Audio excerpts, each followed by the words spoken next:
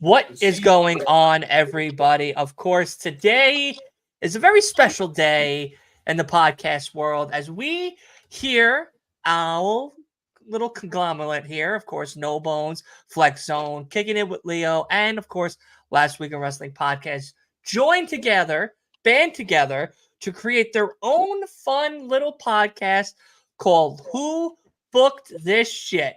This whole entire podcast series from January to December is going to be solely focused on the pay-per-views for both WWE and AEW, each and every one that's going to happen. So, of course, since January starts off the pay-per-view season, that means that, of course, Rumble season is upon us, and it's only a few weeks away, which is crazy to even say. So tonight's episode is going to be all about how we would kind of book some of these storylines that are going into this main card, of course, into the Royal Rumble itself. So let's get to the amazing gang of characters here. None other, like I said prior, one half of the best couple podcasts out here on the game. Of course, we're talking about Asa, about No Bones, about wrestling. How are you doing, buddy? Doing well. Glad to be here. Glad Very to be a part excited. of this. Yep. Yeah, I'm very excited to have you. I love seeing your beautiful face and everything. I'm very excited to see you again this weekend. We have a very busy weekend. And of course, God said I got to make somebody the host of this heaven. And he picked a favorite of them all, none other than Big B himself, my guy, Byron. How are you from the Flex Zone? Hey, it is good to see all of your beautiful faces one by one. There you go. There you go. Well, maybe not so much everybody's because, of course, we got the mark of the WWE right here. One half of the Mark Squad, of course, the other one being Wolf. No, I love you so much, buddy. It's all good. Leo from Kicking It with Leo, of course, my main man, the man that has not missed a Last Week of Wrestling podcast episode since Tuesday. My guy, you're going 3-3 for right now. Will you make it to Sunday? We'll see. We'll see. We'll see. Well, there's a lot. There's a lot of content coming out. Of course, we got a lot to talk about, and of course, the whole rest of the week as planned. We'll talk about that a little bit later on, and as well as each and every one of these podcast live streams or anything that we do here is always presented by the Main Event Network, as well as your folks over at NordVPN. But we'll get to them a little bit later on into the show itself. But let's go, guys. The Royal Rumble. It is a pastime, generational feat of men and women now who go out there, 30 men, 30 women, to take on the best of the best to try to become the best of the best. And we have, of course, the big run coming up in just a few weeks being Royal Rumble 2024. And of course, there's been a lot of things that are circulating on the internet. There's been a lot of talks about leaked things like, of course, who's winning the men's, who's first runner-up, who's the women, who's the people that are showing up, people like X-Pac, Naomi, of course, Sasha Banks, maybe, what was it? Maybe the Boogeyman, a whole bunch of crazy list of character names, men and women that we have. But of course, we have some big championship matches as well. Roman Reigns now in a fatal four-way from just a one-on-one competition that he's so accustomed to, now into a fatal four-way match between Randy Orton, LA Knight, and AJ Styles, and including the tribal queef himself, Roman Reigns, is in action. Like I said, I'll never ever show that man any type of respect, unfortunately, because you know who my tribal chief is. That man's scarf's hanging right here, baby. All right. And of course, we also have the United States Championship as well being defended on the line with Logan Paul versus Kevin Owens one-on-one for the United States Championship, with, of course, other matches to come, like the Seth Rollins Impossible, Drew McIntyre, or maybe Jinder Mahal if things don't hinder Jinder come this Monday on Monday Night Raw. And, of course, maybe a women's championship match with Rhea Ripley. I know, like you all know, she is going to be main eventing Elimination Chamber next month over in her home country, Australia. Perth, Australia. So we'll talk about that when that gets a little closer. But guys, let's get right into it. How do we feel, all honesty, with the card in itself, with the matches that are 100% confirmed, being that Fatal 4-Way, being that United States Championship, and then, of course, the classic of classic, Royal Rumble, men and women. Asa, we'll start with you, buddy. How do you feel about this year's Royal Rumble going forward into everything that we know already is confirmed? I'm just sort of like, whatever. Because I mean, the Roman match, Roman's keeping it. Right. Who cares? Logan Paul, who cares? I mean, like, Logan Paul's keeping it. And then the women's Royal Rumble, I've said it before. I love women's wrestling, but the women's Royal Rumble is about one of the biggest wastes of time in the wrestling year.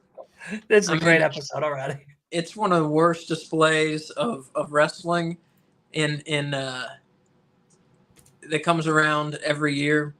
Just like a lot of punching and kicking and time filling. Yeah. And I hate that that's true, but that's the truth, man. The men's Royal Rumble, I'm looking forward to that.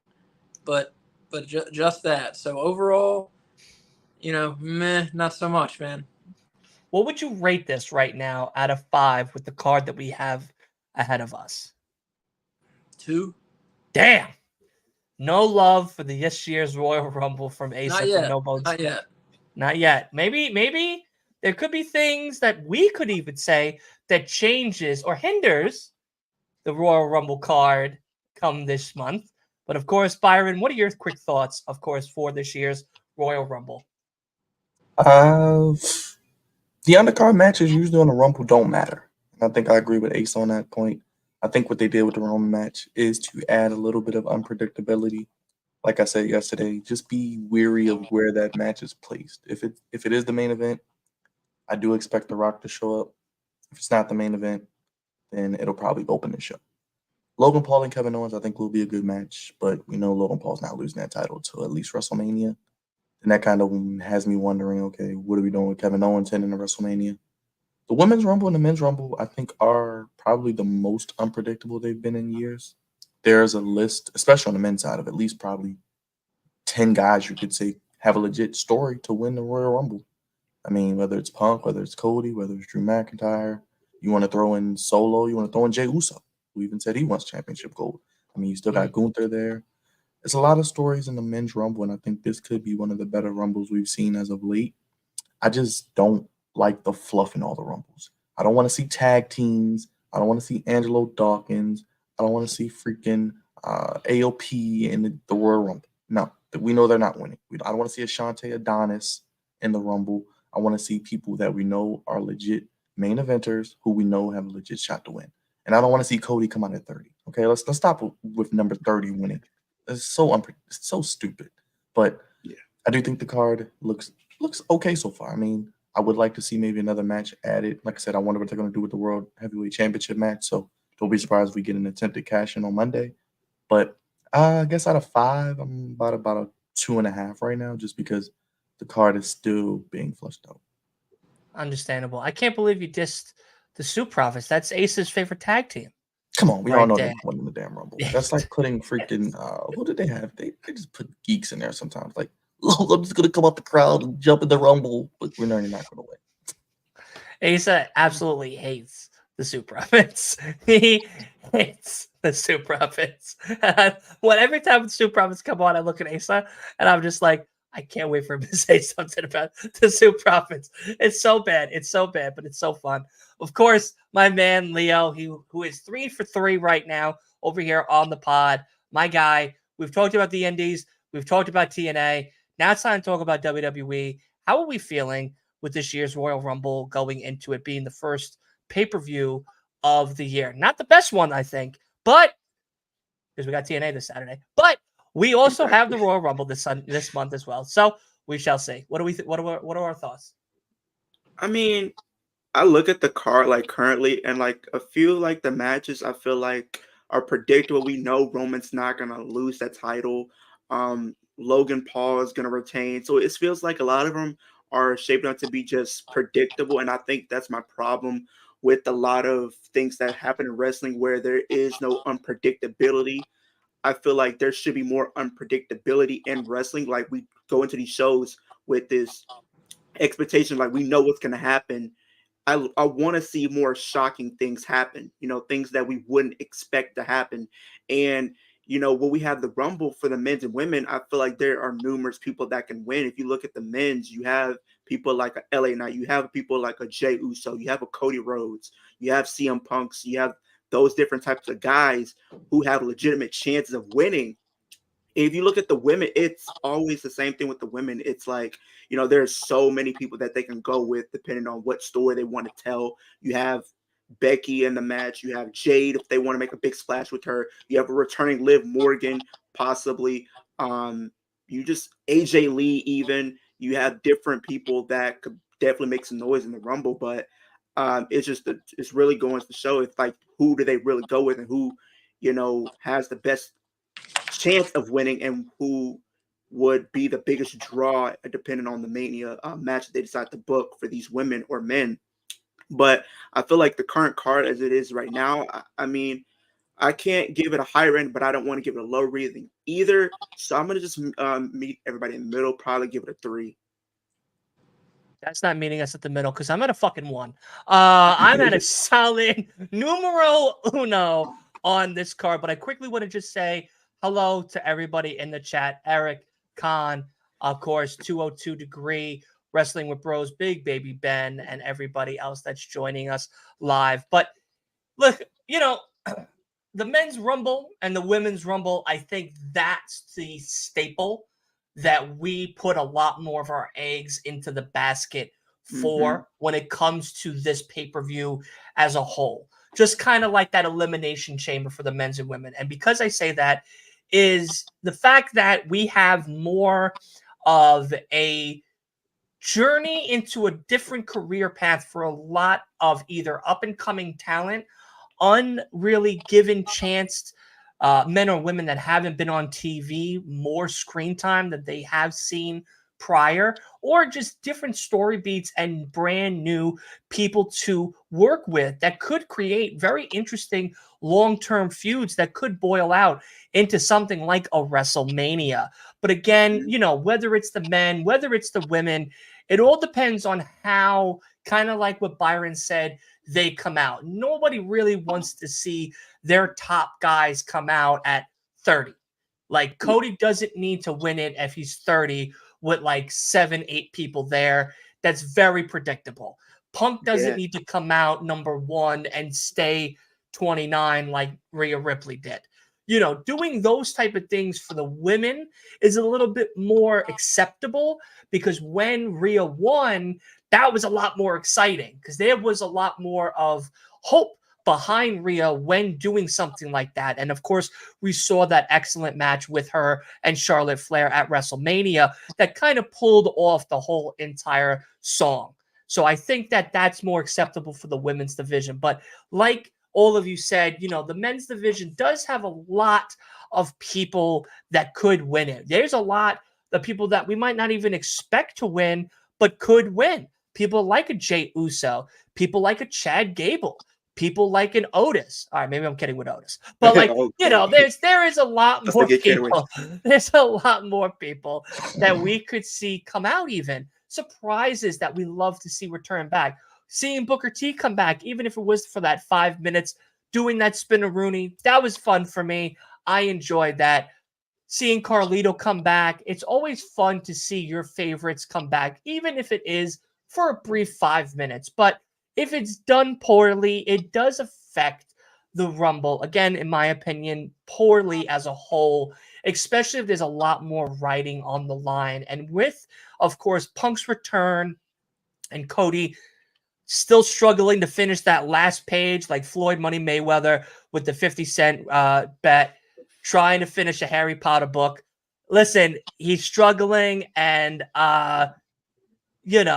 it's just something that we have to really hope is executed poorly. 202 Degree, I see what you're saying, and I'm gonna be bringing that up in a second. But Yeah, to me, I hope that it's executed properly. I hope whoever does show up, surprises or not, it is something that we could see. Mercedes Monet is what 202 is saying. Maybe Sasha and Trinity at the same time. Possibly even just Naomi coming back, Liv winning the Rumble. It could all be that for them. I think Raquel, though, is out for an extended period amount of time because of her illness that she's battling. Yeah. I'm not saying Nia Jax because you're also saying not Nia Jax because nobody wants Nia Jax. No. Sorry, but No. not sorry. Yeah. So but we'll definitely get more into that topic of discussion of the Rumble itself in a little bit. Let's get to one match that I think does have some type of interesting potential and starting power for, of course, this new, hopefully restarted division for the United States Championship. We'll start with you, Leo. Logan Paul, Kevin Owens battling it out. The tournament, of course, Santos and Kevin were the last two of the tournament. And now it is Kevin v. Logan. And this seems to be maybe that restart button that we're hoping for. Business wise, Logan Paul was the safer bet to have win because, of course, his podcast, it has millions of views and following. Business wise, it made sense. But now I feel with 2024, Triple H more in control. Maybe it's time that Logan Paul takes that step back as a champion and lets somebody else start running the game again. How do you feel about all of that? I mean, I definitely agree with that. I feel like, Logan Paul, I think when you look at him, no matter how you feel about him, he does draw ratings. I do think, when him with the following that he brings in his social media presence, he brings a lot to the business, more eyes on the product overall. And with him being the championship, it makes it even better. I think the thing is, when you look at the feud that we're seeing between Kevin Owens and Logan, yes, the match is going to be good, but at the same time, we know what the end goal is, so it kind of makes it less likely that they're going to pull the trigger. And for a fan that's watching, they might not want to get invested just because we know what the end goal is. And I think another thing that kind of I look at the feud is the championship. I feel like when was the last time we seen the U.S. Championship have emphasis? When was the last time we seen the U.S. Championship be treated important? We've seen what Gunther has done with the Intercontinental Championship, and I feel like we are just waiting for someone to come along to potentially do the same for the U.S. Championship. Because if we're being honest, the last time I think of that championship being in a prominent role and treated like it was actually important was when John Cena was holding in 2015, and that was pretty much it. Ever since then, yes, we've seen different champions come along throughout the years, but none has elevated that championship to the next level like a John Cena has. So, I mean, at first I was thinking maybe we could have potentially got that happening with like a Logan Paul, but as of right now, I'm not really seeing it. Hmm. Yeah, I mean, it's a hard one because we of course had this United States Championship last year in a lot of hot potato situation with a lot of different champions. Of course, Austin Theory being the one that really held on to it for a certain amount of time. There was hope. There was hope that maybe Austin Theory last year was going to be a hot United States champion to really go out there and make this division matter again, make this belt with such prestige and lineage matter again. But unfortunately, it didn't happen. And then, of course, we had that John Cena moment. So that didn't help him at all in the slightest. But let's go over to Byron now. My guy, what are we thinking? Like, do we think that this is that restart button for the United States Championship division? Or do we feel like we still are almost like Leo was saying in this waiting game? And of course, 202, we're going to be talking about that Nia Jax and Jade Cargill situation in a little bit. So don't think I don't see what you're saying. I see what you're saying, buddy. But Byron, the floor is yours. Talk to me.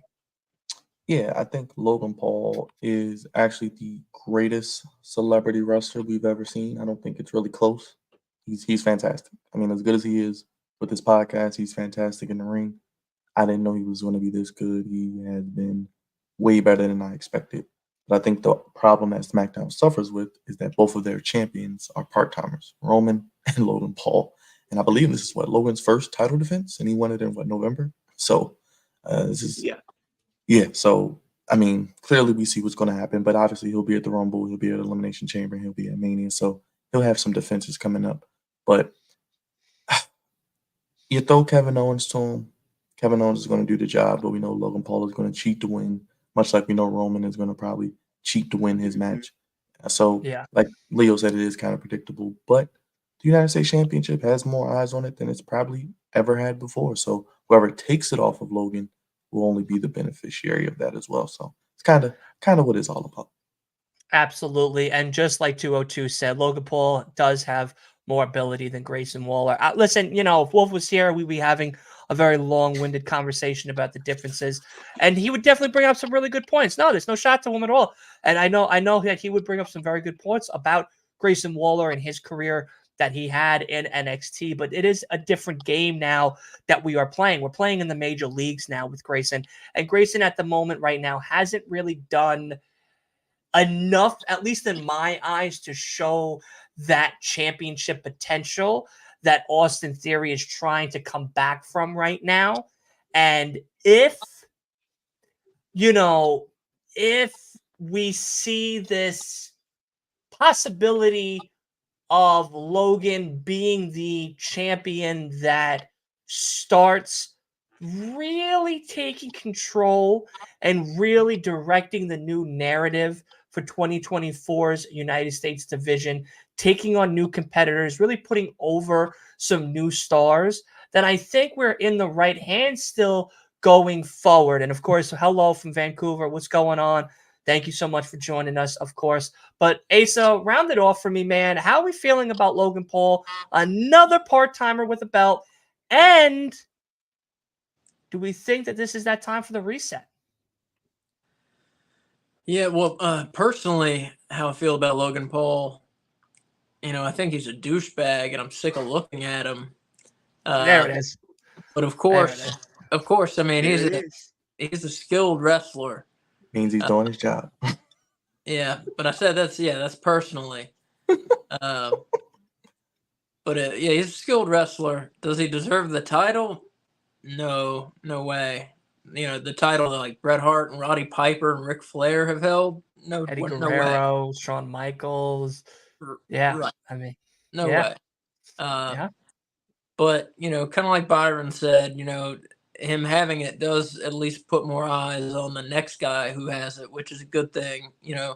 The good thing to come out of all this is he might help make a legitimate wrestler a bigger star. So that's a good thing. And I had another thought and I lost it. I'm going to come back to you. Yeah, come back to me.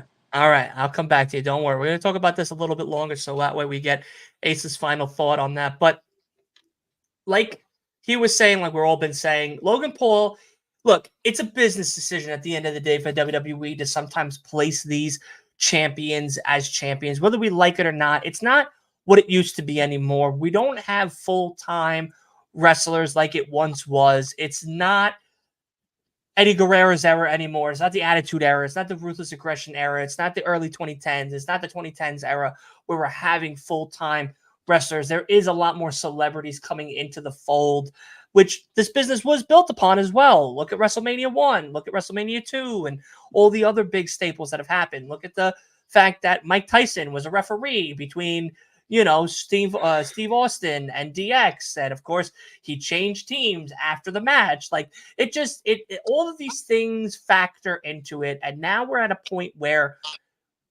the United States division as a whole needs this push button restart, in my opinion. And I keep saying it, but it's really, really true because we haven't had a consistency of improvement with a concurrent title holder for the U.S. belt.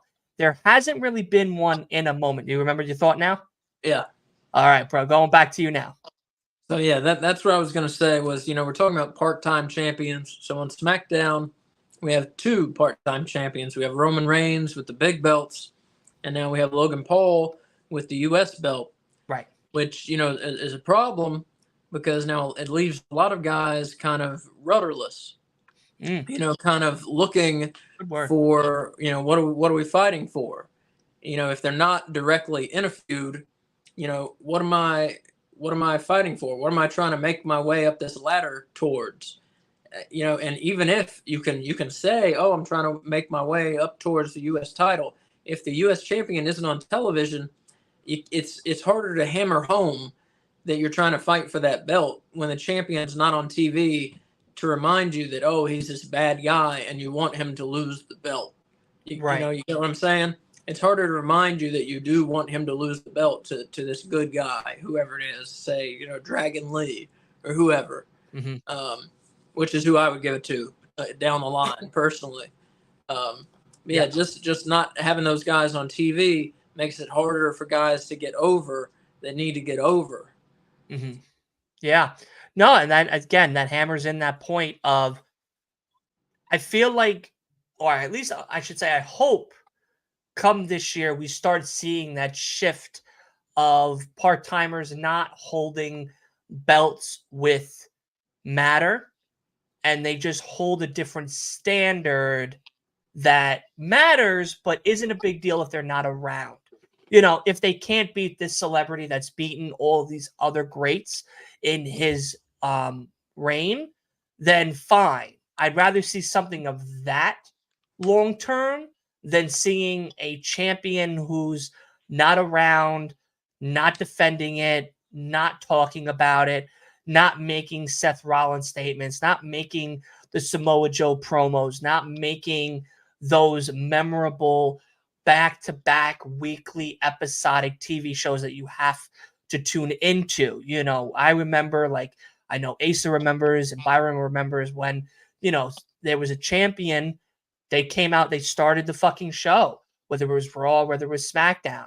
And of course, they came out there, they talked their shit. If they were a heel, if they were a good guy, if they were a baby face, then they were just doing their thing. They were saying thank you to everybody. But then, of course, somebody would rain on their parade. That next challenger would rain on their parade, and there'd be a feud that would start brewing and start leading into another big match that would come, of course, at another pay-per-view, whether it was an A pay-per-view like a Royal Rumble, Elimination Chamber, Money in the Bank, or B pay-per-view like a Bad Blood, Cyber Sunday, or anything like that. No Mercy.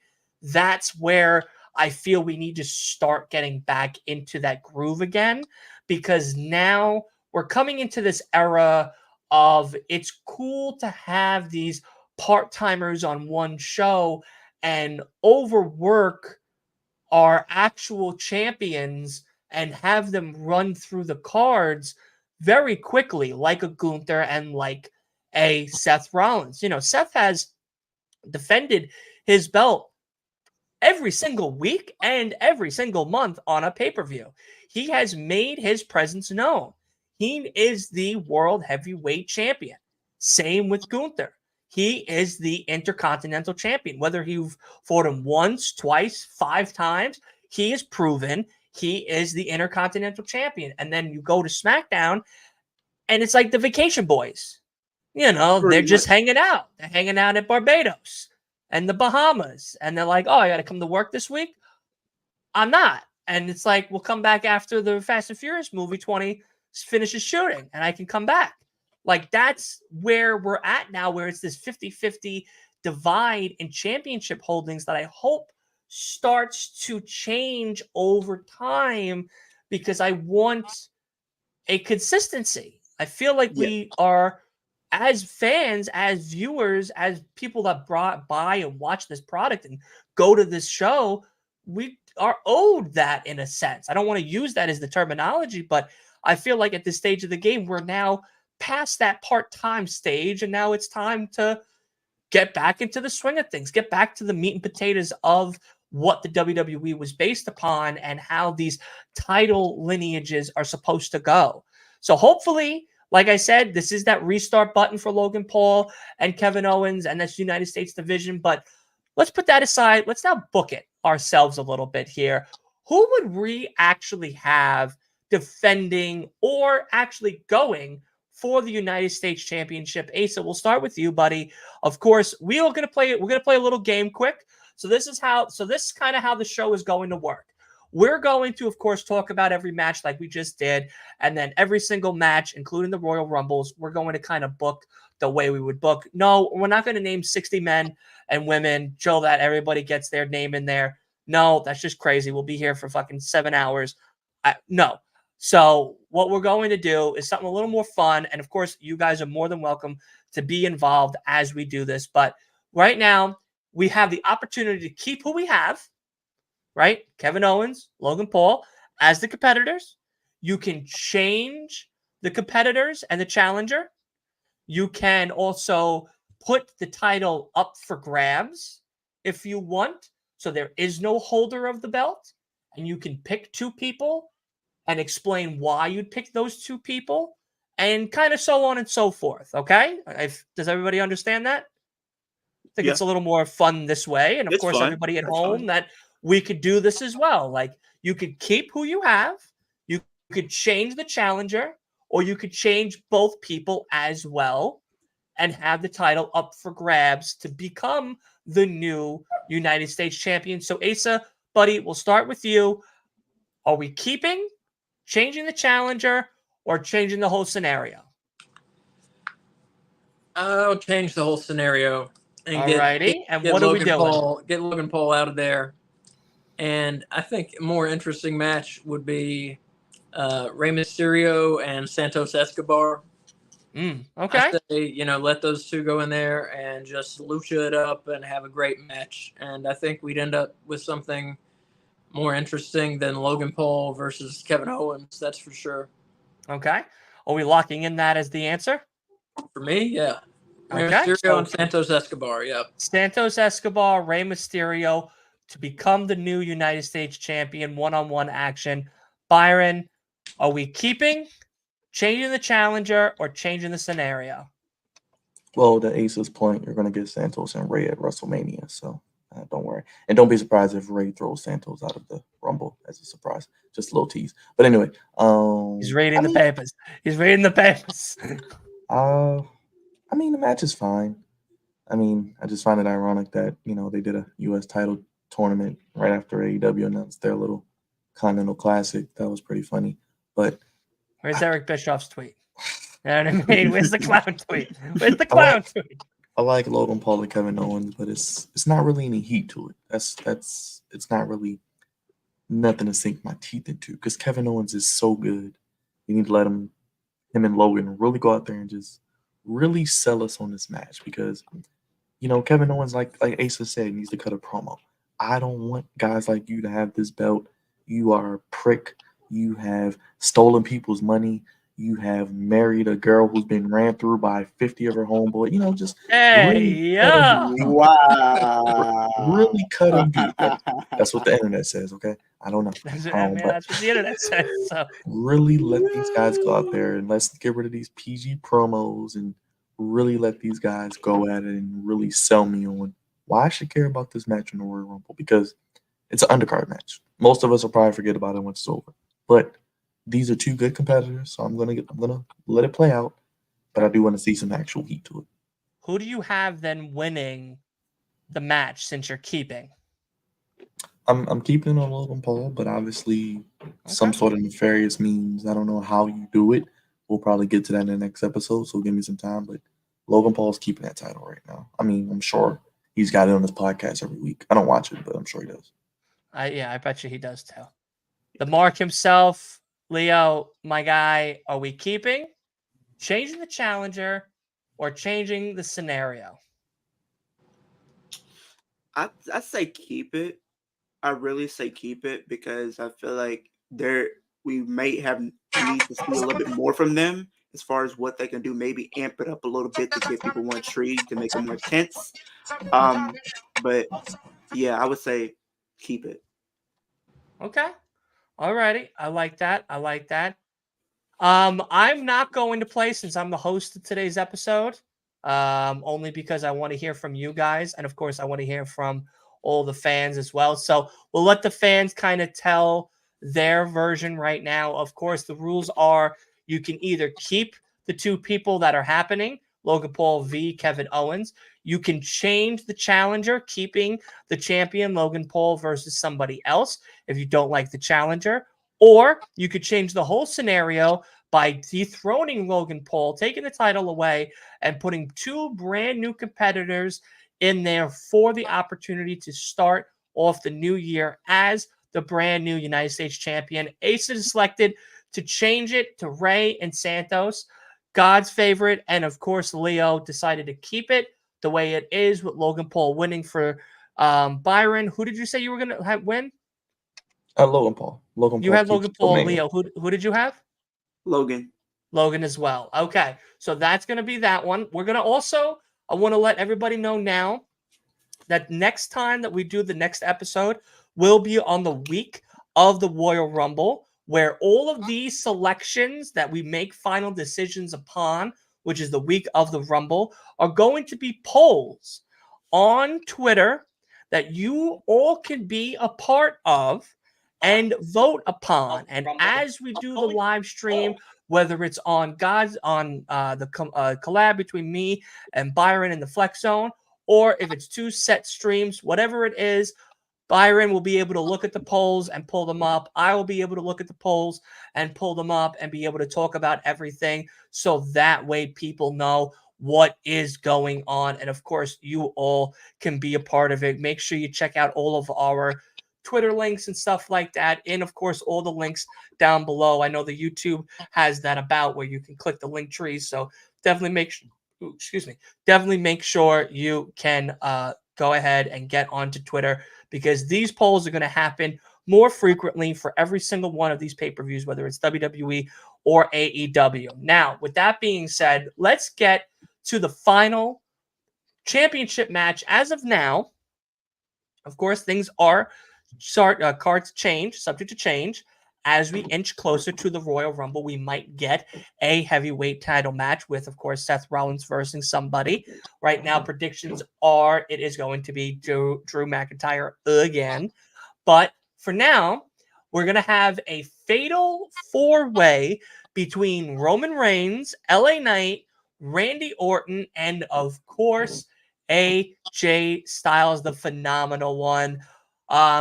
Leo, we'll start with you with this one. How do we feel? I know we kind of just talked about the part-timers and everything, so I don't think we need to really repeat ourselves with all of that. But how do you feel going into this, knowing that now it's a fatal four-way with all of the other outcomes with Roman, how they've been?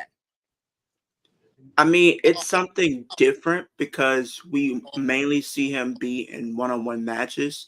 So I'm at least happy that they're doing something different. I know reports were saying that the reason why they changed it to a fatal four because they didn't want Randy to lose his first match on his return, which is understandable, because why would you want him to lose when he came back and right now he's one of the most over in the company right now, especially on SmackDown for sure. So now you have a situation where you're putting, the best four guys that you can possibly have on SmackDown, having them go at it because each one of them have history and want to get revenge on Roman Reigns, because you have, LA Knight wanted revenge from what happened at Crown Jewel being screwed out. You have Randy coming back and now want revenge for being taken out by him in the Bloodline. You have literally AJ, who was taken about the Bloodline, and pretty much I was thinking this was going to be a one-on-one match between AJ and Roman going into the Rumble before everything took place. But now each one of them have a logical reason to want to face Roman, and each one of them, even though they're not going to win, but each one of them have a strong case to win the championship. Understandable. I like that. I like that as an answer. Byron, it's up to you now. Fatal four-way, Randy, AJ, LA Knight, and of course, the tribal queen himself, Rachel Reigns. I mean, the Fatal Four is cool. It's Roman's first multi-man match since WrestleMania 37 against Edge and Daniel Bryan. So that lets you know how long ago that was. I don't really care because it's unpredictable, but it's unpredictably predictable. We know Roman's winning. Question is, how is he going to win? I'm sure we'll get to that in the next episode, but I just feel like they're going to probably make LA Knight take the pin, which if you do that, you kind of kill his momentum because you already lost to Roman when he probably shouldn't have got a title shot one-on-one yet. Maybe you could have did that one-on-one match at the Rumble now, but it's a means to an end. I mean, I would have just at this rate you could just went like Leo said, either did Roman and AJ or Roman and Randy. I mean, WWE does it all the time. They bring people back and they lose their first match. Just kind of how they do things. It is what it is. But Randy's kind of bulletproof, so if he does lose, it doesn't really hurt his momentum. But a Fatal 4-Way does make it a little more predictable, and Roman doesn't have to do a lot of work at the same time. You got workhorses in there like AJ, like LA Knight. Randy can work. So I'm sure Roman will probably somehow get knocked out in the match and sit on the sideline for 10 minutes. But it is unpredictably predictable. We know Roman's going to win. Like I said, if it is the main event, I do think we get some appearances from The Rock. But it is what it is at this point. I mean, Roman's beat them all. It's really not anything different that we can really see that hasn't happened already. Understandable. I like that. I like that. Asa, to round us off, how we feeling? As far as what's actually going to happen, Yeah, like what is your take on this whole Roman Fatal 4-Way and everything? yeah, I mean, kind of echoing what the other two guys have said so far. Pretty predictable.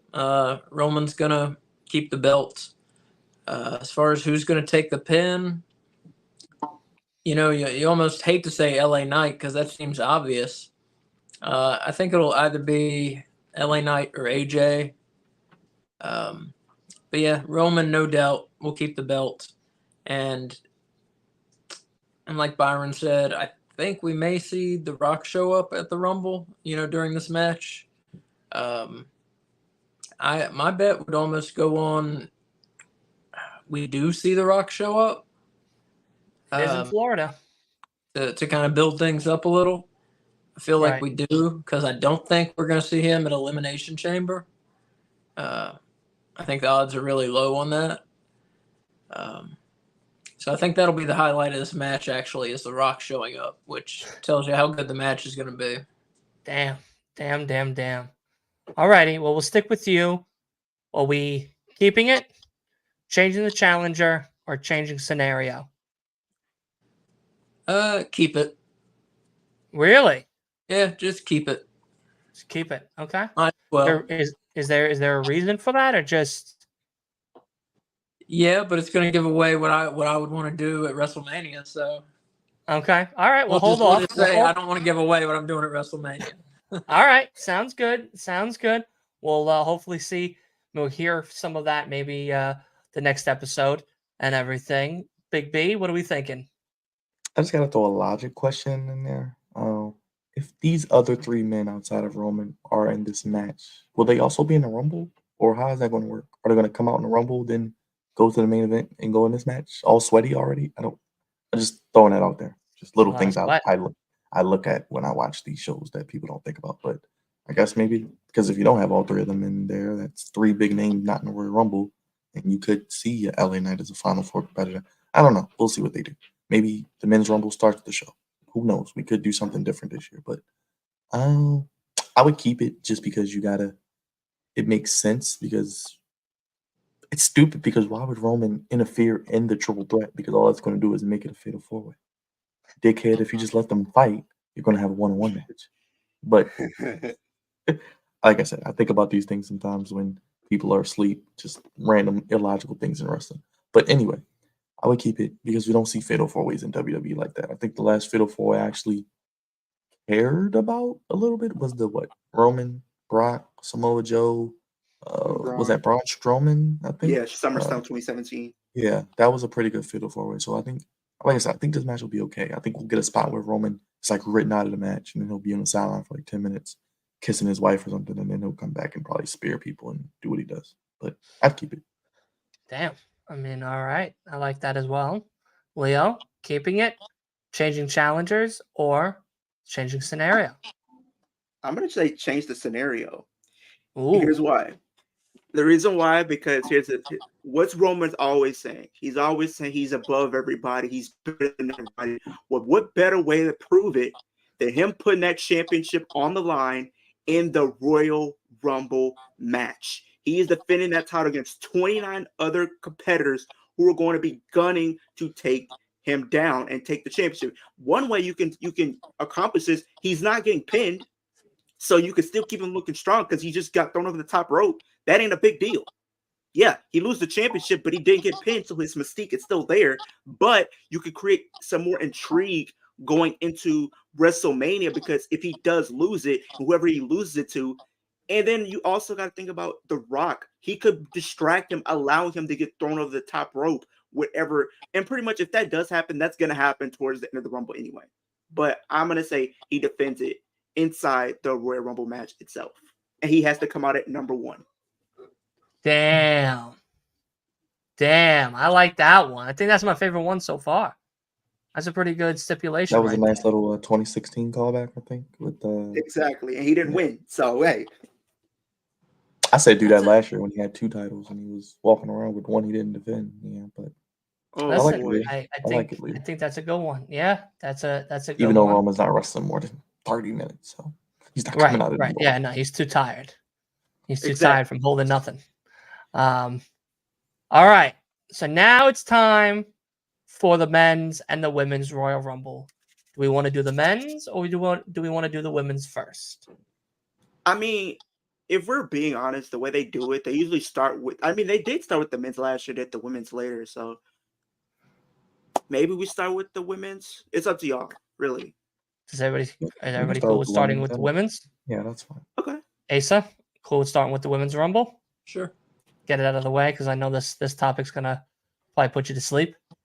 Sure. I'm trying to look at the stat to see if there's been some I'm looking at the stat to see if there's some entrant numbers that haven't been won from yet. All right. Well, while he's doing all of that, we of course have the women's 30 woman Royal Rumble coming up. And of course, one of the biggest names, as we talk about this briefly, Jade Cargill. Now, Jade has been a part of WWE since last year and has showed up on a few pay-per-views, and of course, all 3 big AAA promotions being Raw, SmackDown, and NXT. But since then, not really been doing much. And of course, there was a little bit of a back and forth, I guess you could say, between Papa H and Jade Cargill about how he believes she's not ready for in-ring capability. She replies with, I am ready for in-ring capability. Alex already giving us a pic of Liv Morgan. 202, I hope you're still around, because, buddy, we're going to be talking about now the Women's Rumble. So as we go back to that, there's a lot of other people that we could see come in, as well as Naomi, God's future wife, of course, Mercedes Moné, and possibly a couple of big old-time legendary women, maybe a Trish Stratus, maybe a Lita, maybe a Michelle McCool, possibly a Maria Canella. I know, but I believe she's what, in AEW now, right? Maria Canella? Yeah, with she's in Ring of Honor. She's in Ring of Honor. Okay, Yeah. so she's out. But maybe some other names. Maybe we'll get Vivian Garcia or Lillian Garcia coming in there just for shits and giggles. Why? Listen, this is WWE. Anything's possible. So yeah, let's talk about, of course, another big name being Liv Morgan, because Liv Morgan, of course, unfortunately had to deal with the Popo recently about this whole marijuana situation, which she was found not guilty for, with the big charge, of course, the felony charge with the cannabinoid synthetic marijuana that was not found to be hers because they didn't have the proper equipment to test the actual thing. So because of that, it was dropped. But now she does have one more thing that she has to fight off. If she fights that off, then she's all in the clear. Otherwise, she still could face jail time, but I don't believe it's for a long time. It is possible that there could be jail time for Liv Morgan. But let's say all hope prevails and Liv Morgan doesn't see anything behind bars and she shows up at the Rumble. Alex has said it. 202 has said it. Of course, a whole bunch of others have said it. Liv Morgan Gier, it is time for her to win the Rumble. We'll start with Asa for this one. Asa, of course, after everything that has happened with Liv and Jade and everybody else in between, do you believe that one of these big names could really start showcasing their star potential? And if so, who at this year's Women's 2024 Royal Rumble? Yeah, I think so. And honestly, I think I just feel like it'll be Jade Cargill. I feel like it's the right time to bring her in. I feel like she needs to come in with a bang, and what bigger bang is there than winning the Royal Rumble and maybe walking away with one of the women's titles at WrestleMania? Of course, you could bring her in any other time with a high-level feud for one of the women's titles, but there's just something about coming in and throwing other ladies over the ropes and then, having your hand raised for the Royal Rumble. That's a big thing. It's like the second biggest pay-per-view of the year.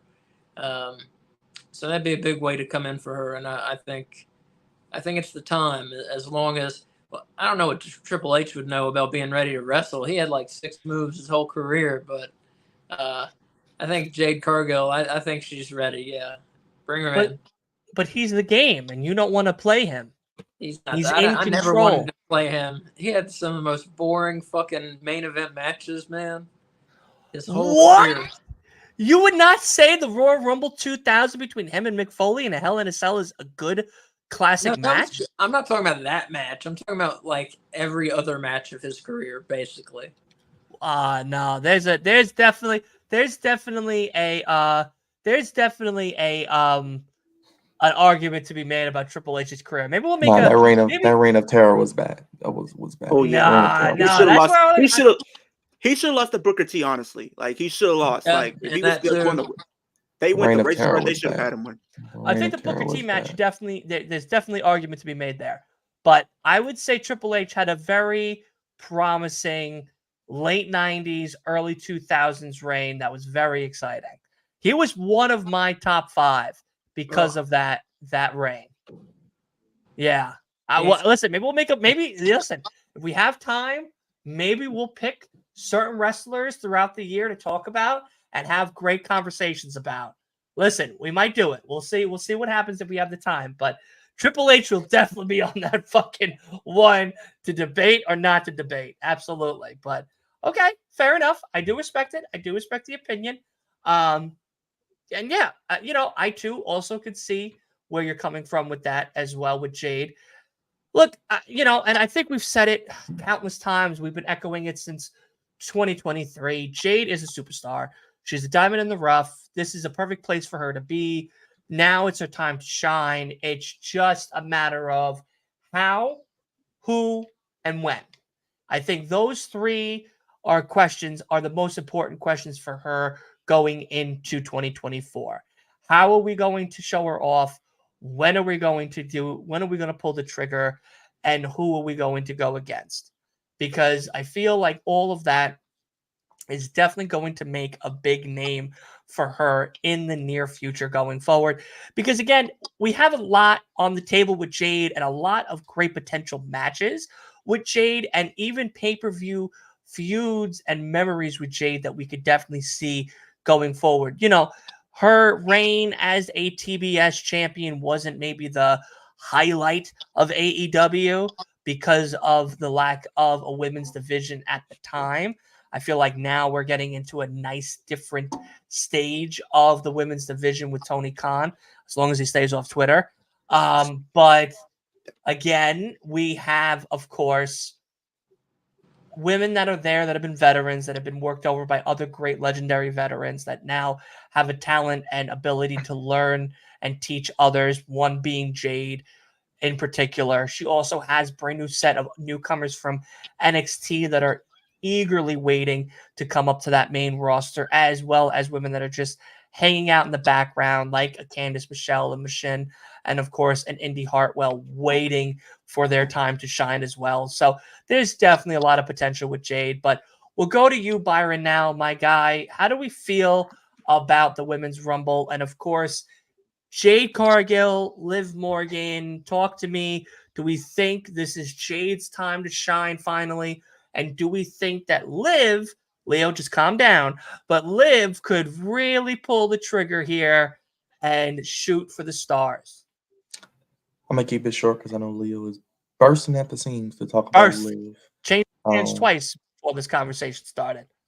I will just say that I think Jade should be the first woman you see at the Royal Rumble. You give her that grand entrance, you give her that superstar WWE treatment that they're going to do. You give her the Cody Rhodes ascending from the depths of the bottom of the ramp and the smoke and the music, and allow her to flex and show how great she is and how good she looks and how she's a superstar. And then I think you have her be the Iron Woman with the most eliminations. She doesn't win the Rumble, but she probably makes it to that final 4, 5 bit of women.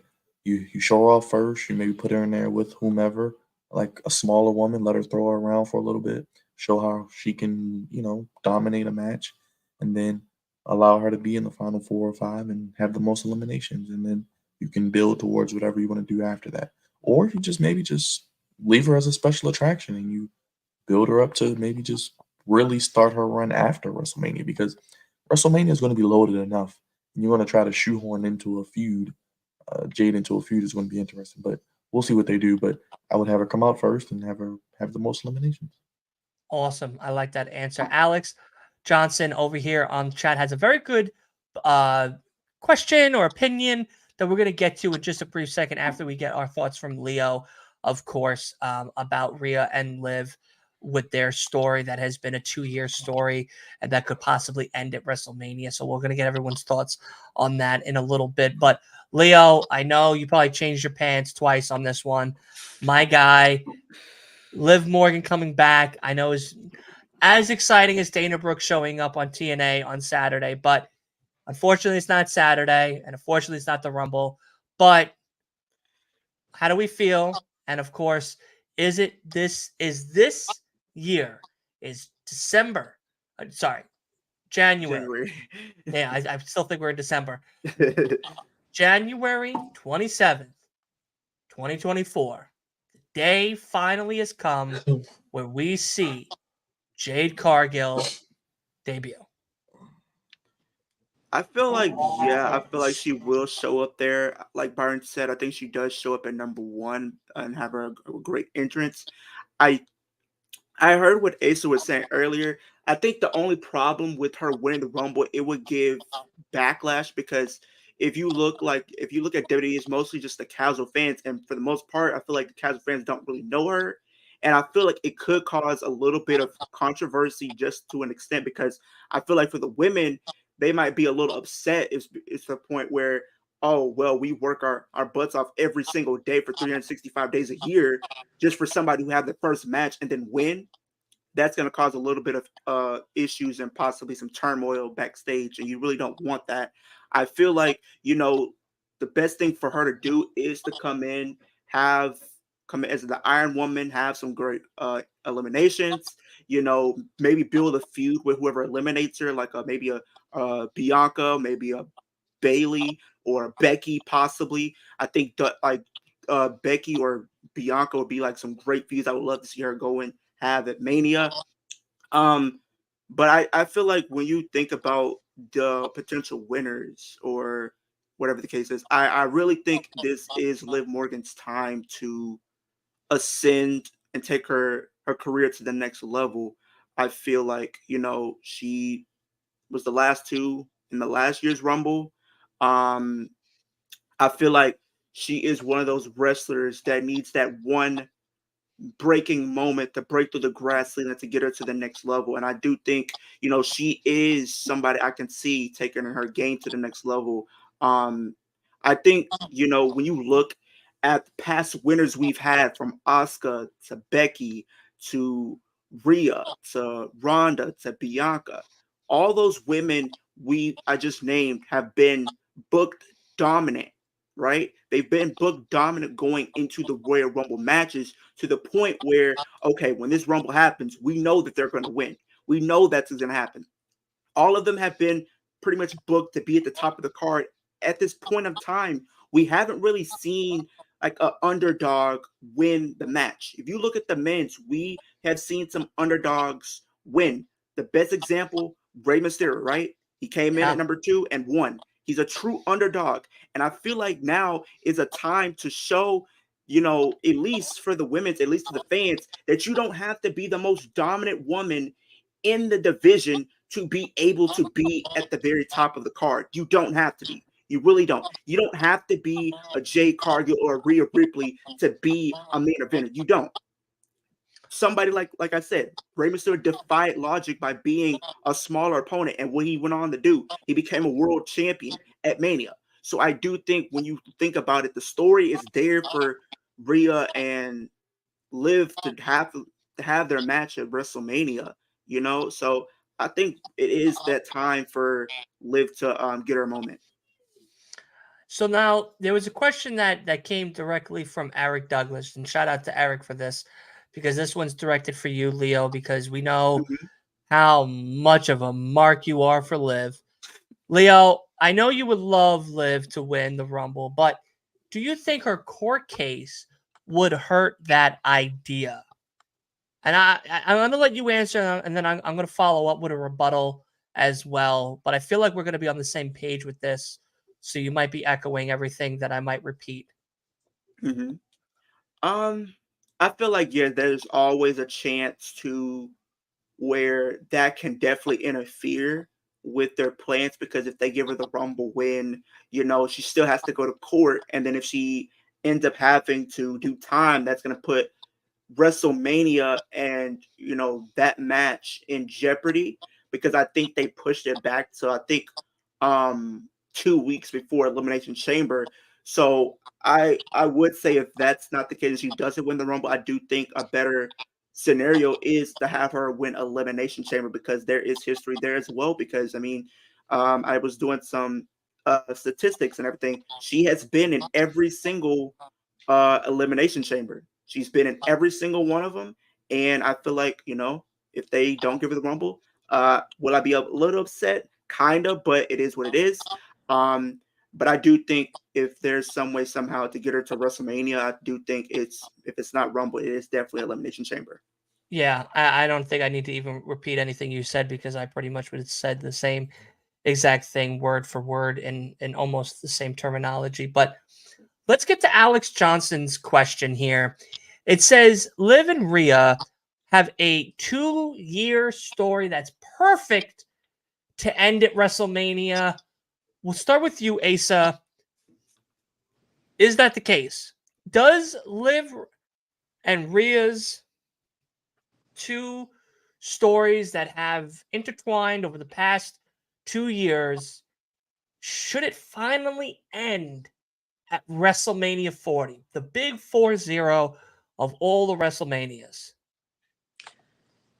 I feel like it's lost, a little steam, and with Liv being out for a while here, and I wouldn't quite say that. I mean, you could put Liv at WrestleMania, but I could just as well see any number of other women facing Rhea at WrestleMania. So I wouldn't say like Liv is locked in at WrestleMania against Rhea. I could see a lot of women against Rhea. Okay. My guy, Byron, Big B, what are we thinking? Do we feel that Liv and Rhea's 2-year story can finally end at WrestleMania 40? Or, like Asa was just saying, has that time away from the ring and everything that Liv has had kind of made this story not as exciting as it once was? I think you can tell that story, but it doesn't have to be at WrestleMania. Just quickly, I mean, if you think that WWE is not going to put Becky Lynch and Rhea Ripley on WrestleMania, as I've told Leo for months, you got to be out your mind.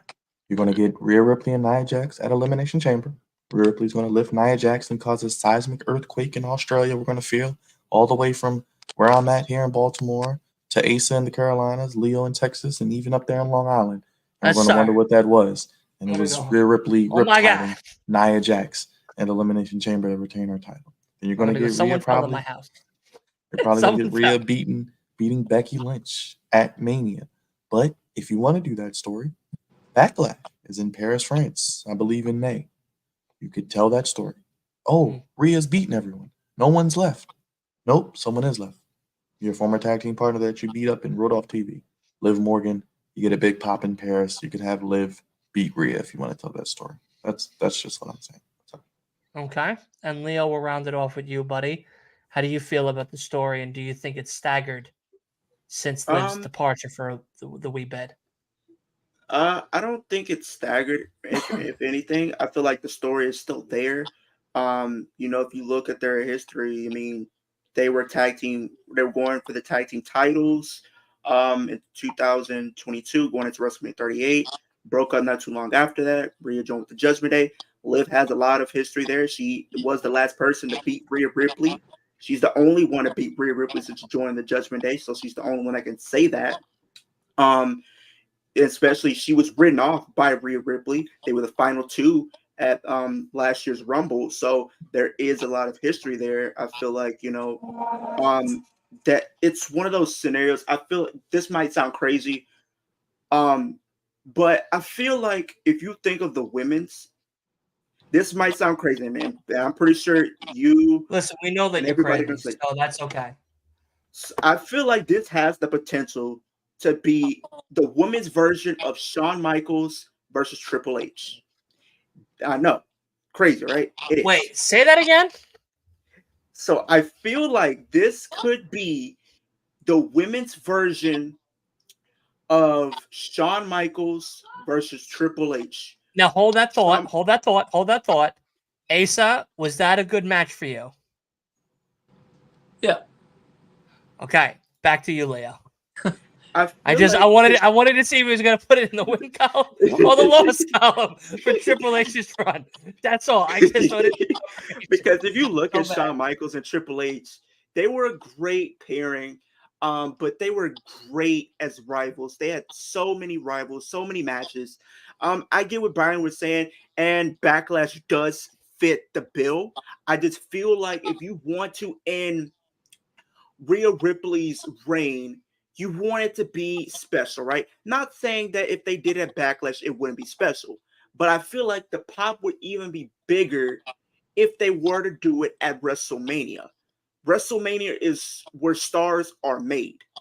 And there is a star in the making in Liv Morgan. She has the upper hand. She could have the upper hand because you have the ability to tell a true David versus Goliath storyline, which you never can go wrong with. You can never go wrong with selling storylines like that. And I feel like, if they were to do Becky at WrestleMania, right?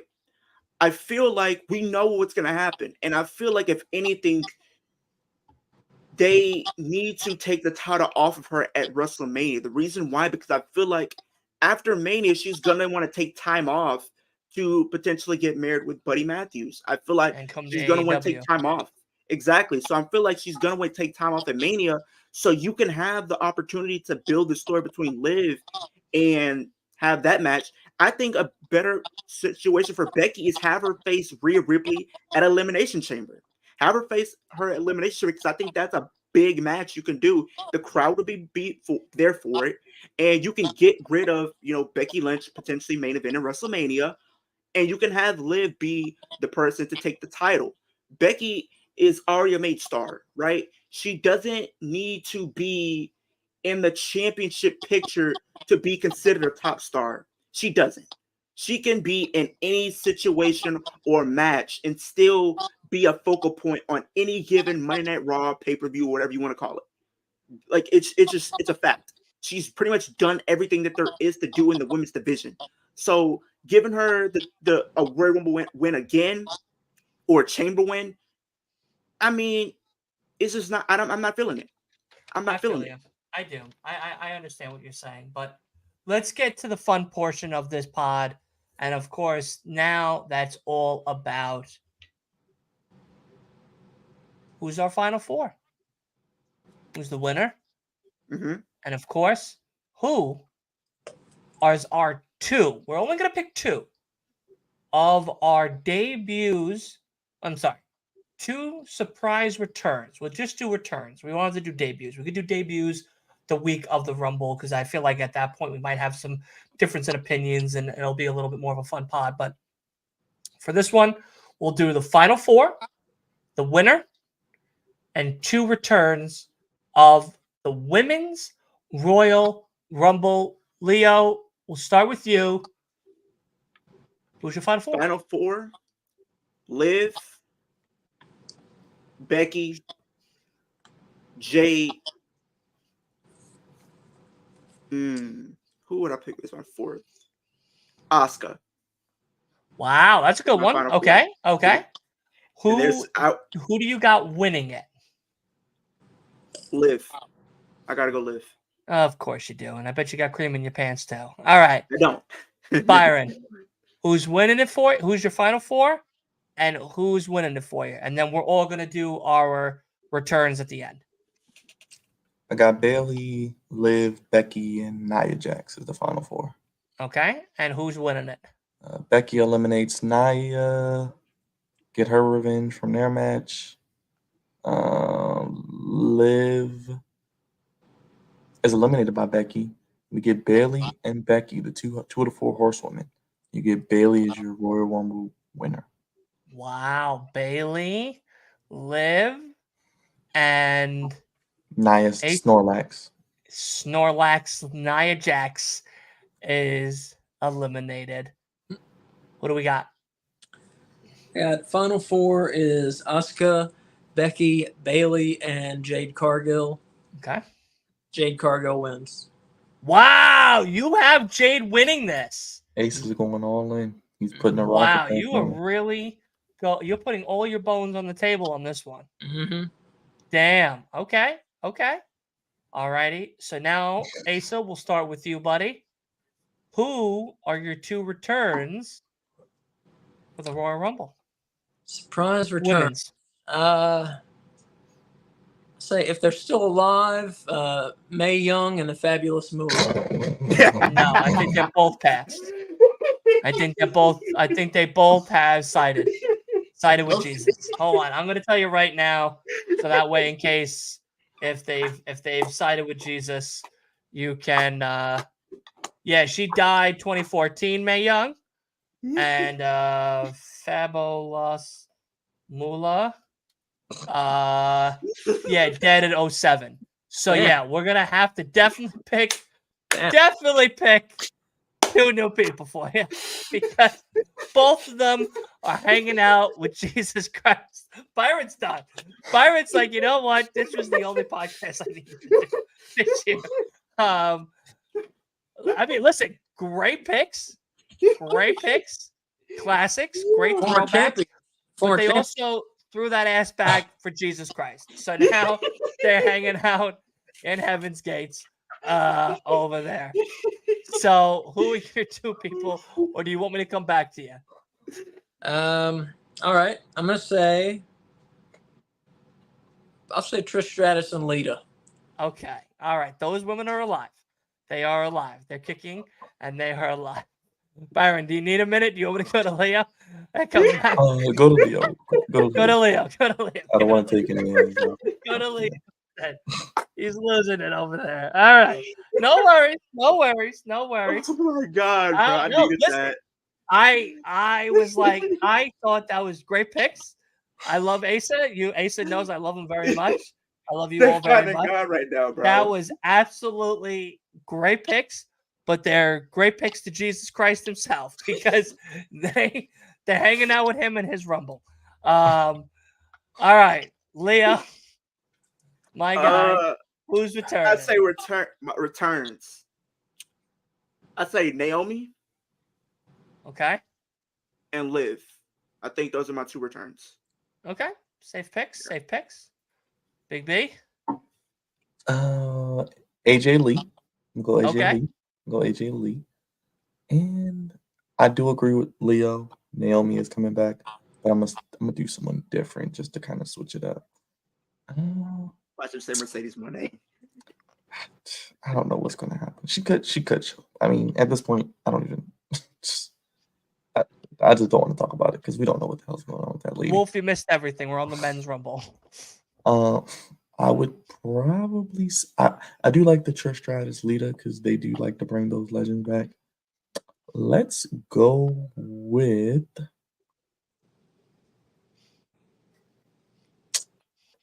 Darn it, that's tough because I want to pick someone that's not.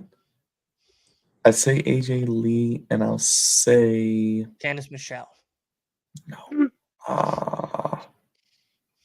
Hmm. Can we get Julia? Can we do Julia from Stardom? Can we do Julia that? from Stardom. Can we do that? That's a debut though. That's Oh, well. that's more of a debut than I guess you're right. yeah. AJ Lee and Maybe Michelle. I think Raquel. I think Raquel shows up. I think Raquel Rodriguez shows up. Raquel. She shows Okay, up. that's a I think she return. shows That's a up. I think return. she I'll shows up. I consider forgot that a about that. return. I think That's she a good shows one. up. I like that one. I like that one. All right. So I think there's a little bit of a conversation to have with the men's Royal Rumble. This is going to be the final one for us here. And then, of course, we'll do our final four, our winner, and then we'll do our returns. So there's a lot to talk about here. Of course, there's a lot of people that could become the actual number one contender for either the World Heavyweight, Mm-hmm. Roman's part-time mustard belt, Mm-hmm. or Yeah. the McDonald's logo, or Victoria's a good one, Naomi's a good one as well, Santos Wolf, thank you. Or Gunther's Intercontinental belt. Now, I know normally it's only the two main ones, but I'm going to throw that one in the mix for this conversation here. Asa, I'm going to start with you, buddy, for this. My guy, with the Royal Rumble for the men's division, of course, we have Drew. We have Chad Gable. We have Jey Uso. We got CM Punk. We got the man that can't even finish a Harry Potter book or a Dr. Seuss book, none other than the American roller coaster himself, Cody Rhodes. How do we feel with going into this men's rumble with the odds stacked against a lot of these number one contenders, and of course a lot more titles up for grabs when becoming the number one contender for WrestleMania? There's a lot of good options. It's a pretty open field this year. I feel like more than a lot of years. I'm saying Final Four: Drew McIntyre, Gunther, Cody Rhodes, and Ricochet. Ooh, I like that. I like that one. Ricochet. Okay. Cody Rhodes wins for the second year in a row. Second year in a row, Cody Rhodes is winning this one. Big B, a lot of titles up for grabs. Men's division. Of course, we have a lot to talk about with that. But, of course, let's get to the real meat and potatoes of this pod. Who's your Final Four? Who you got winning? Yeah, the whole SmackDown match still throws me off because I thought maybe one of those guys could be in the Final Four. So I'm going to exclude them for now. Okay. Cody, CM Punk, Jey Uso, and I'm going to go with...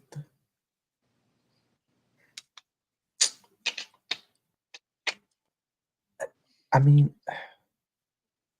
I want to say... I think Gunther. I'll say Gunther. I'll say Gunther.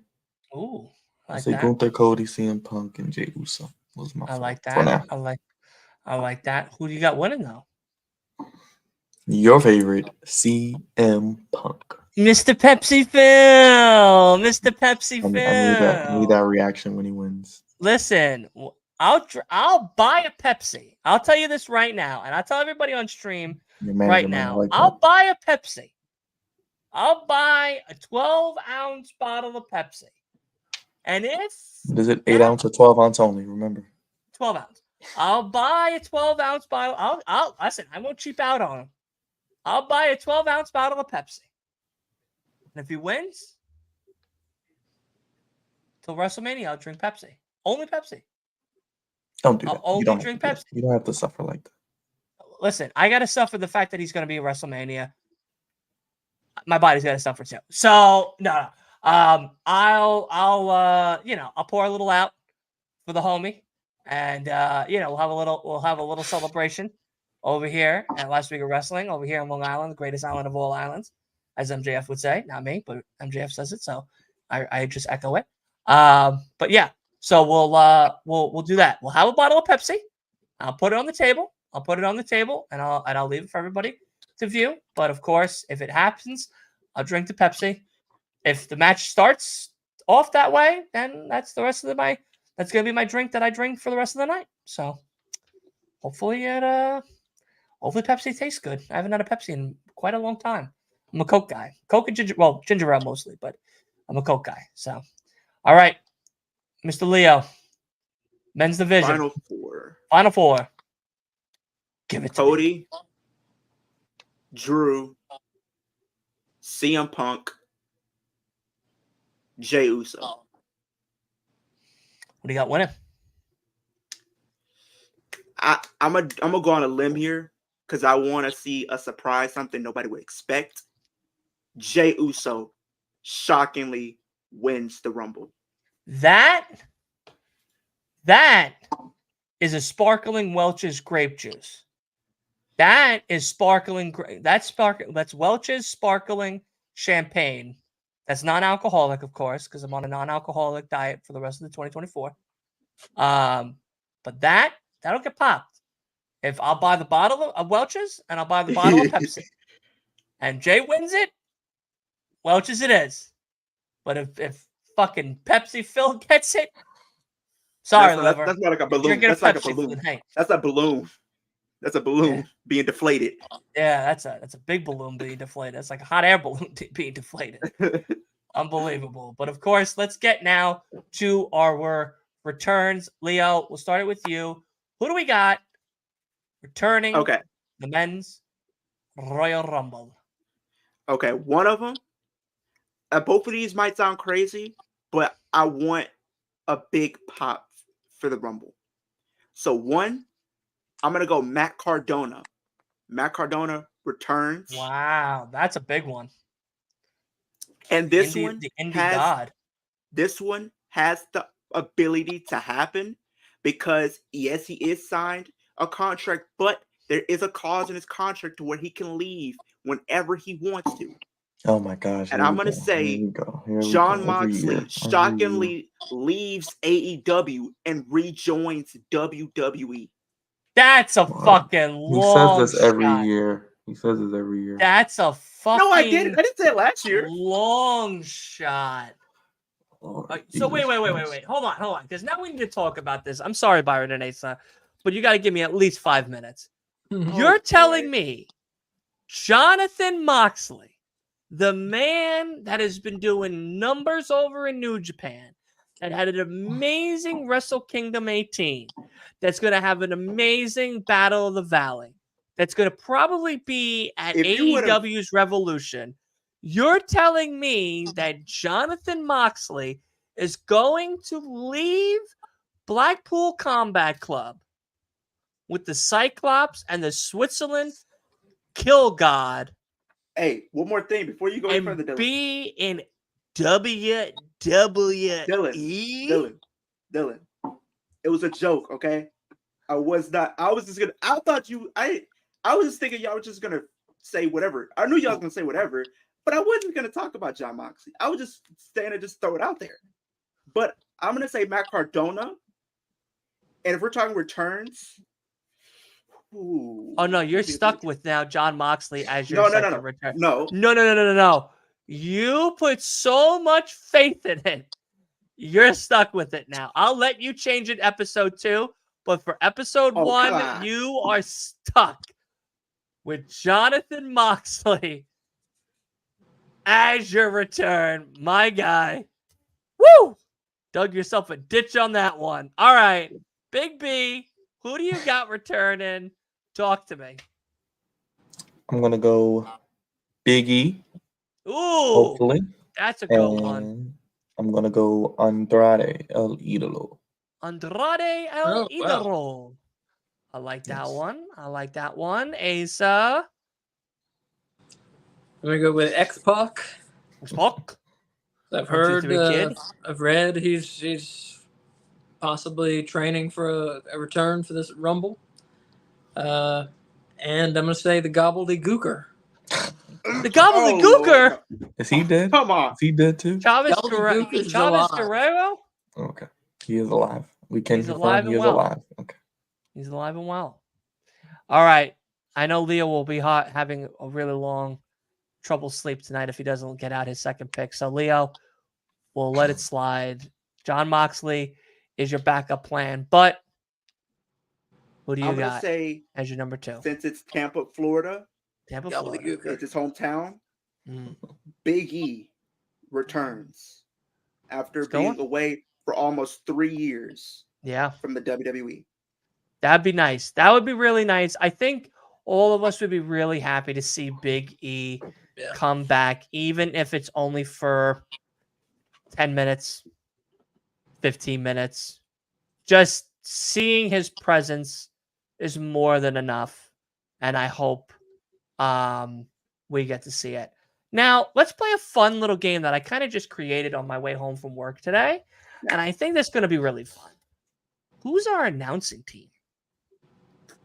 Now, the rules of this one Okay. are going to go as this. We could have the standard one, Michael Cole and either Corey Graves or that other jabroni. What's his name? Yeah. Kevin Patrick. Kevin Kevin- Ashtrick. Kevin He ain't, Patrick. Kevin Assboy. get him out of here. He's Get him trash. on commentary team. So Kevin Assboy or Corey Graves. Or you could throw a classic one in there, like a JR and Jerry Lawler. One I time don't think only. that can happen though. Well, you never know, but this is called a fun game. Okay, so don't be a fucking shit starter. All right, No, I'm not. it's a fun game. Or you can also just pick one that seems the most obvious. So you could pick either the obvious or fun one. Asa, we'll start with you, and it doesn't have to just be Jerry Lawler and JR. You could pick anyone from any era. Hell, you could pick Howard Finkel as the fucking guy ring announcer. All right. So who is at your 2024 Royal Rumble announcing team? I'm gonna pick probably my favorite WWF announced team, and I'm gonna go with Vince McMahon and the Macho Man Randy Savage. Oh Lord, no. Okay. I He- like it. he I was- like it. It's a good team. It's a good team. It's a good team. Byron. I'm gonna go with the best color commentator, in my opinion, Bobby the Brain Heenan, hmm and I'm gonna go with my favorite play-by-play as of late, outside of myself, Mauro Ranallo, the voice of Black and Gold. Fantastic. Okay. I like that. Leo. Mauro Ranallo is one. I already got to get him out of there. Pat McAfee. Because I love more commentary. And Yeah. then I would say Michael Cole is my 3. Okay. Ooh, you got 3 on there. Okay. I like that. I think this was a fun episode. What do you guys think? How did you guys enjoy the episode? I a lot of love fun it. Very booking. much. Yeah. Right? Nice fun booking, some nice fun choices and stuff like that we got Dug to some people out the grave. You know, dug some people out the grave. Mae Young, Fabulous Moolah. Yeah, we knocked on heaven's door for them, but they didn't come opening up. That's okay. Yeah, I think this was a great first episode. Booker T, Michael Cole, surprise guest commentator, Pat McAfee. That's a classic one. Booker T, Michael Cole together is a great one. I'm not Yeah. a fan of Booker T on commentary Honestly, like I that. would love to see Teddy Long back announcing just a match. What about R-Truth? He could announce the Judgment Day matches. I'd love to hear Lillian Garcia as the ring Yeah, announcer. Lillian Garcia come back. That would be great. But yeah, best GM is Teddy Long. Absolutely. Teddy Long is, Oh, easily. now hold on, player. Like, that shit is great. That shit Every is week on great. SmackDown. Every week on SmackDown, it's like anybody who annoyed him, you finna go 1-on-1 with the Undertaker. And my favorite reaction to you going 1-on-1 with the Undertaker is with JBL, because JBL was talking so much shit, and Teddy was just smiling and nodding and smiling and nodding, and he goes, "You know what? I got something for you. I do. I got something for you, bitch ass. Guess who's going 1-on-1 with the Undertaker? It's you." And he was like, "What? Literally him. I just had a match. Wait a second. Literally him. What do you mean?" And who was it? It was literally him and Booker T who had the best reactions when they got put in a match with the Undertaker. If he wasn't putting you in a match with the Undertaker, you finna go into that ring and you finna have a handicap match. Yeah, the handicap Or a matches. tag team match. Yeah, Bro, Teddy Long. just goated. Love Teddy Long. A goat. A true goat in the industry. He used to be a referee, Teddy Long, and then he became a general manager. As crazy as that is. That's a small world, but that's how the cookie crumbles. But how do we like the first episode? Thoughts? Some quick thoughts for everybody?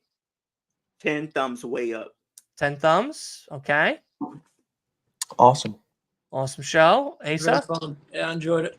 Okay. So, of course, I hope this the is viewers episode. enjoyed it. Yeah, I think the viewers enjoyed it as well, hopefully. Of course, make sure you leave a like, a comment, and share with all of the other wrestling community, so that way all of us gets to have a great, great time talking about none other than the greatest sport of them all, the best physical sport of them all, wrestling, out here in the internet, into the interwebs as well. Yeah, we're definitely gonna be doing this again. We're gonna be doing this the week of the Rumble. So the first Tuesday, the last Tuesday of the month is going to be where we're going to finally make a statement on our final predictions for all the matches that are set and ready to go for the Royal Rumble. Yes, we know SmackDown that Friday might add a match or two, but for the time being, just like how we did this one, we're going to just do the ones that we know for sure are 100% confirmed. And of course, that's when we're going to do a lot more of the in-depth and kind of figuring out how we got to that story, booking the actual Royal Rumble itself, winners, and so much more. And we're going to have an intro and an outro. I know this one we didn't. It was a little bit more of a quickly thrown together type of thing. I did have some time. I could have made one. I'm not going to lie. That is on me. That is on me. But we're going to make a cool intro. We're going to make a cool outro. We're going to get some nice little video cards for segments and everything too. So that way, when it's time to do the fantasy booking, we'll do some little video card segments and everything. We're gonna get really fancy and fun with everything. And of course, I think Wolf will be joining us for the next one and everything. I think tonight he's hanging out with Tony Khan and learning about what the winners. Well, of course, that's his wife. And that $500,000 grand piano that he has sitting always and just never fucking played. I can't believe he never uses that damn thing. But you know, probably trying on the TBS belt or something. Who knows? But nonetheless, you know, he'll probably be joining us on the next one. I know that he had a couple of loose ends, $1 million deals he had to figure out or whatnot with TK. So, you know, probably telling him to stay off Twitter and everything. So hopefully TK listens and everything. But nonetheless, He won't. Thank you guys so much. And of course, thank you to my amazing gang of guests. Of course, if you guys don't mind just hanging back so that way we can kind of talk about some things quickly, briefly, so I can let you all go. It's only 9 o'clock, 9:13. 8:13 over here. Yeah, wow, 9:13. My God, it's not that late. I'm pretty Nope, shocked. it's only 8 o'clock over here. I'm not normally shows end about 10ish, close to 11 for all of us. So it's weird that we're ending very early. But thank you guys so much. Of course, thank you all so much as well. And we will see you, of course, tomorrow for the predictions episode of TNA, baby. That's right. TNA Saturday. Me and Leo, we're so excited. I think out of all of the people that are watching this shit on Saturday, me and Leo are the most excited for TNA. Honestly. Yeah, we are probably the only ones that are going to be so excited for TNA on Honestly. Saturday. I can't wait. I can't wait to have Byron. I can't wait to have Jugs. Can't wait to have Asa and Kay that I believe is coming on. Right? You guys coming on for Saturday? Yep. Excellent. I'm so excited. That's gonna be great. Of course, Wolf will be back in action. Packed house, packed team, the best of the best. Listen, Long Island only picks the best of the best. And I searched the 7 Seas and all 49 states for the greatest podcasters. And I found them. All right. I found them. I said, listen, come to the better side. Come to the greatest island of all island side. First, a little hesitant. They were like, I don't know, maybe not. I was like, listen, we got cream cheese. You know what I mean? We got Olive Garden. We got real fucking Italian food. And they're like, okay, we'll come over. And they haven't left. And you know what? It's been a fucking pleasure. And I've been so happy to have them every single time we do anything here over on Last Week in Wrestling podcast. But tomorrow, we got a whole packed house. Saturday, huge packed house because, of course, it's TNA. And then Sunday night is not only a podcast, but I know Asa has something to plug for Sunday as well. Sunday night, we are going to be doing, of course, the review of TNA Hard to Kill pay-per-view and maybe a question or two to kind of wrap off that actual podcast. But Asa and, of course, Byron and Lee, if you have anything coming, this is the time where you guys get to plug all your stuff. Asa, talk to the good people about Sunday. Yeah, good people. Sunday afternoon, 12:45 on our YouTube channel, No Bones About Wrestling, right there. We are doing a retro wrestling watch along. Your hosts are me, my wife Kay, and of course Dylan. And we are watching Royal Rumble 1999. And so if you don't know who wins, don't look it up because it's a fun one. So come at 12:45. We're gonna talk about the card for a little bit, and then we're gonna start the show right at 1:00. It's available on Peacock. So join us 12:45 on YouTube on Sunday. That's awesome. And like Asa said, load your cocks the way Leo's gonna load his for fucking Saturday if Dana Brooke comes out, and get ready to fucking splurge. Because, of course, we're going to be having a retro watch along like no other. Byron, do you have anything you need to say to the good people? No, thank you guys for being here. Thank you, everybody in the chat. And if you haven't already, please subscribe to the Flex Zone. I'll be here for TNA Impact on Saturday. Hard to Kill. That's right. Big B said, you know what? I'm getting tired of AEW, getting tired of WWE. You guys are talking about this TNA this, TNA that, Dana Brooke this, Dana Brooke that. So you know what? I'm going to come and fucking watch this show and see what it's all about. So his money's going to be well spent or free. And we're going to make sure that he has a grand old time like the rest of everybody coming on this Saturday. Leo, talk to the good people. Tell them what's going on your channel. Well, currently I'm at 748 subscribers. We're on the road to 750. Let's get 2 subscribers before Hard to Kill this Saturday. I know we can do that. But I know I did post a couple of videos as far as TNA goes, as far as do I think Dana Brooke will show up. That video just went up this morning. I'm doing a quiz video tomorrow, testing my knowledge as a wrestling fan to see if I can name every TNA World Champion. So that will be coming up tomorrow, and then I'll be back here tomorrow night for predictions, and then Saturday for Hard to Kill, the actual pay-per-view. So I'm very excited. Oh man, I can't wait. I'm so excited too. I haven't stopped grinning cheek to cheek. I really have haven't. TNA Hard to Kill. You know what I mean? It's been an absolute great time. But of course, that is going to be it for us here. Thank you, of course, Santos, Wolf, Chris, 202 Degrees, Alex Johnson, Jerry Doss, Eric Douglas, and of course, none other than, I know there's a new name in here, Wrestling Bros. What's going on, everybody? Thank you all for tuning in. Thank you all for hanging out with us. And thank you all for all the love. Make sure you follow all of us. Make sure you give us likes, the comments, the shares, and all of that, because that does help. I'm telling you now, that makes us feel better about sitting here talking to our internet friends that we hope are real, right? You guys are real? You guys are real? Okay. And of course, making this awesome, awesome content each and every week that we do here. So definitely make sure you guys are tuned in, locked in. Make sure you turn on post notifications for all of us here each and every week, because we bring you guys only the creme de la creme, the cream of the crop, as Macho Man would say, of the content for everybody's eyes and ears to listen to. And then we will see you tomorrow for TNA Hard to Kill predictions. That is probably going to start at 7:30. I don't think it's going to start at 7. I think it's going to start at 7:30. It is subject to change. Right now it's set for 7, I believe. But if not, it might start at 7:30 instead.